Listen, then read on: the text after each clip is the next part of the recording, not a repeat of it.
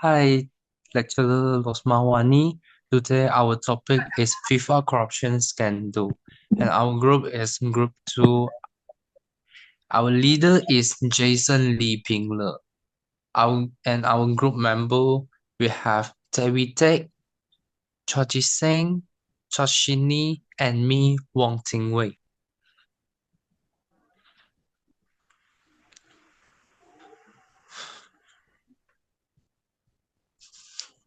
Let's talk about topic of the study and introductions.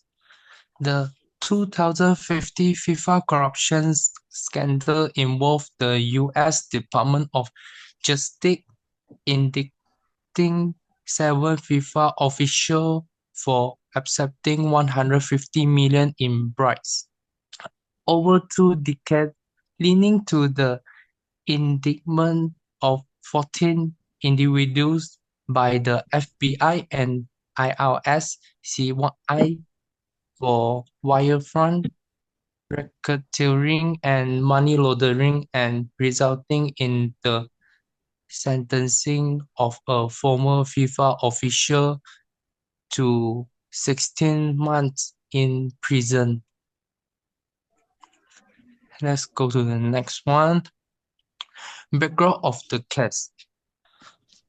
The 2050 FIFA corruption scandal, a pivotal moment in the history of football governance, was the result of intensive investigations that began in 2010 when Chuck Blazer, a senior FIFA official, turned informer for the FBI revealing widespread bribery and kickbacks. The U.S. Department of Justice, with support from the FBI and IRS-CI, lieutening the Racketeering Influence and Corruption Organization Act, and other statutes to investigate and prosecute FIFA officials and executives from sports marketing companies. Let's go to the next one. Our Okay, member. so I'll introduce about the key events of the scandal. So we can refer from May 27 and 2015. So the seven FIFA officials were arrested at the Hotel Bau Laus in Zurich, Switzerland, just days before FIFA's presidential election and annual congress. The arrests were made at the request of US authorities on charges of corruption, including wire fraud, racketeering, and money laundering. Okay, so the next one, global reach. The scandal had international implications with investigations and legal actions taking place not only in the US and Switzerland, but also in other countries implicated in FIFA's global operations. Okay, allegations and charges. Okay, so the number one, bribery and kickbacks.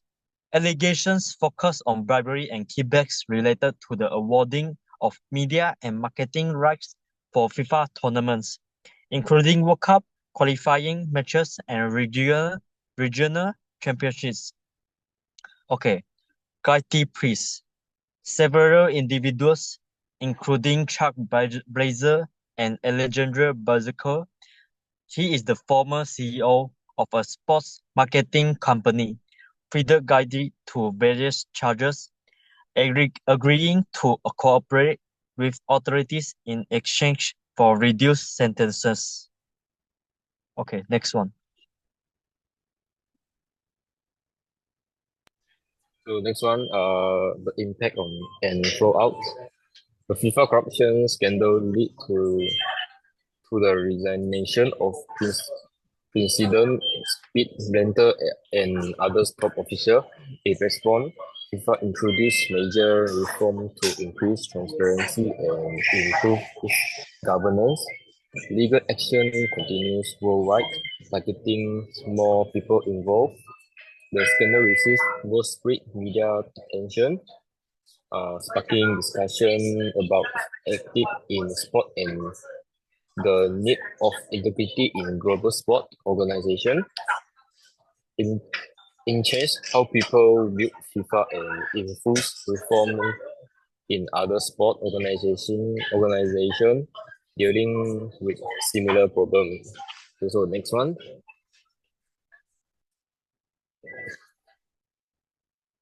So next one will be okay. In the FIFA corruption scandal, U.S. law was used, particular the Racketeer Influence and Corrupt Organization Act (RICO).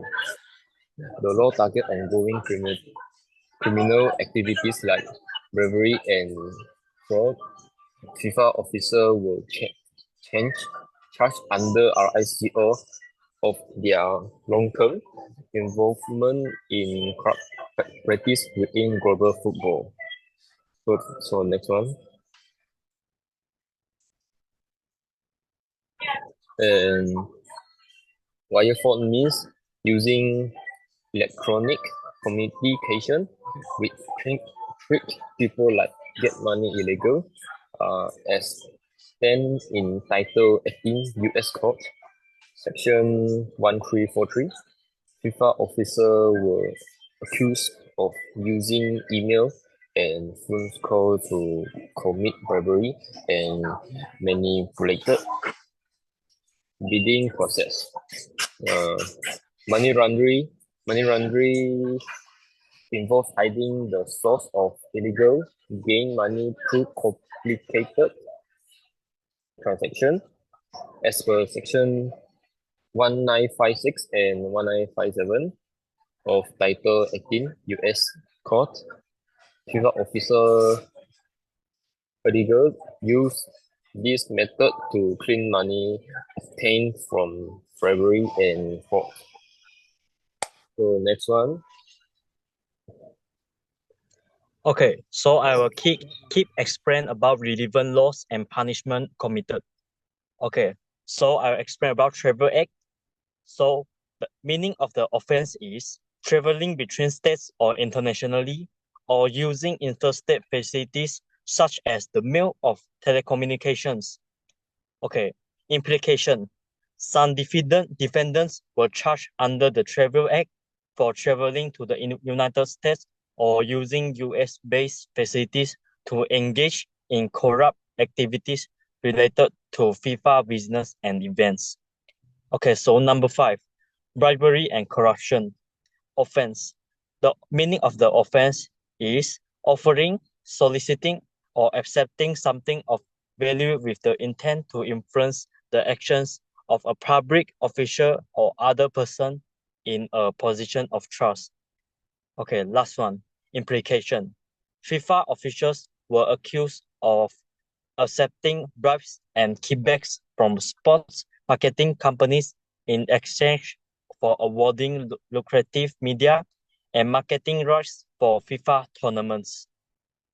Okay, next.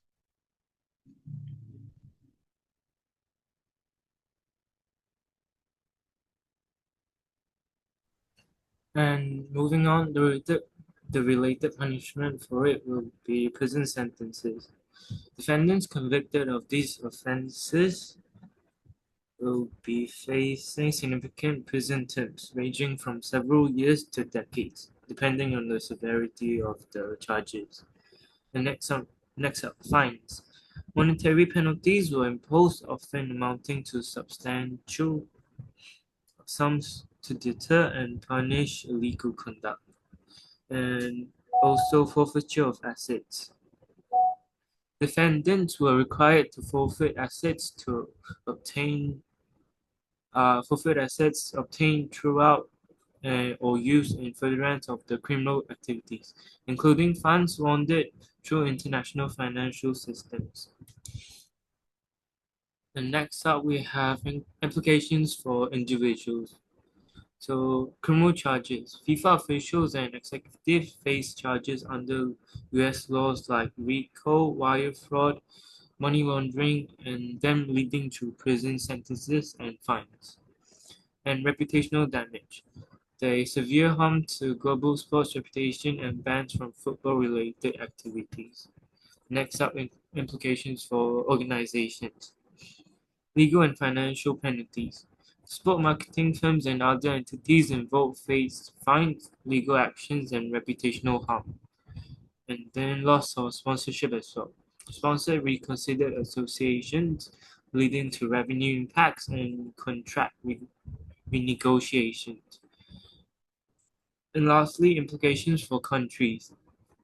National investigation. Countries investigated roles in the scandal, so impacting diplomatic relations and public trust. So, public trust. Rebuilding required transparency and accountability measures. And next up, we have steps to address integrity and corruption issues. So, integrity means always doing the right thing, being honest, and following ethical standards. And next up, we have develop clear policies that set high standards for behavior and have zero tolerance for corruption. And an example for that is telling cashiers they give extra change or pay for something you forgot to pay are examples. So cultivating integrity by minding the time and not slack off. And lastly, having and engaging your community education to educate the public against corruption or joining and fostering public support against corruption. And next up, we have lesson learned. The FIFA corruption scandal exposed serious shortcomings in transparency and governance within international sports. It led to the reforms aimed at improving oversight and ethical standards. The scandal highlighted the effectiveness of global cooperation in investigating and punishing corruption. And those implicated faces harsh and legal financial penalties, emphasizing the consequences of unethical behavior. Next, I'll be passing on the presentation to my group member Esther.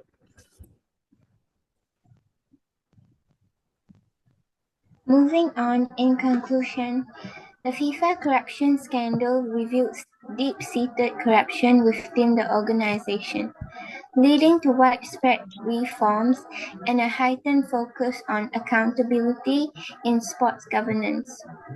Officials were found guilty of accepting bribes linked to hosting rights, broadcasting agreements, and sponsorships, exposing widespread greed and dishonesty. This scandal sparked a global investigation across 33 countries, underscoring its broad impact and the severity of the uncovered issues. That's the end of our presentation today. Thank you, Ms. Rosnavani, for listening and staying throughout the whole video.